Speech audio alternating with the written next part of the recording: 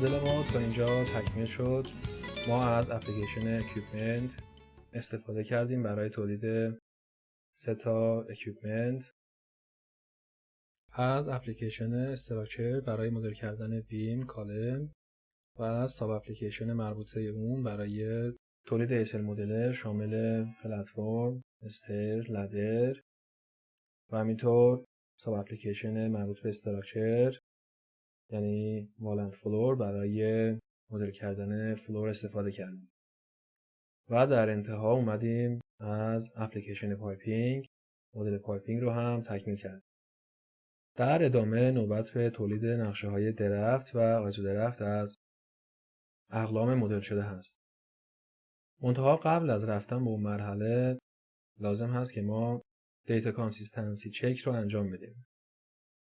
خب این عمل برای از بین بردن هر گونه عدم تطابق یا اصطلاحاً کانسیستنسی که شامل مواردی چون اکسیال میسالاینمنت، انگولار میسالاینمنت، اینکامپتیبل کانکشن و مواردی از این دست هست.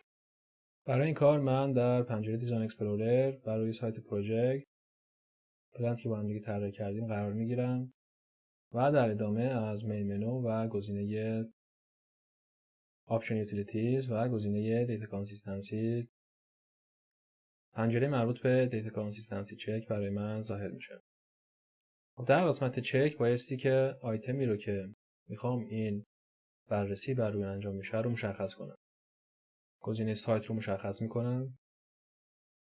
منتها همونطور که عرض کردم خدمتتون بایستی قبلش در پنجره دیزاین اکسپلورر بر روی آیتم مورد نظر قرار گرفته باشین. خب در قسمت پارامترز دو تا آپشن پایپینگ و استراکچرال برای ما در نظر گرفته شده. در قسمت پایپینگ پارامترهایی که هست انگل هست، آفست هست، رشیو هست و ماکسیموم انگل هست. این پارامترها رو من به صورت دیفالت اپلای میکنم و همینطور در قسمت استراکچرال پارامترهایی که در این قسمت هست رو به صورت دیفالت اوکی میکنیم. در قسمت اوتپوت ما میتونیم این خروجی رو در صفحه مشاهده کنیم که در اون حالت ما بایستی گزینه اسکرین رو به صورت روشن داشته باشیم و یا اینکه این خروجی رو در یک فایل ذخیره کنیم.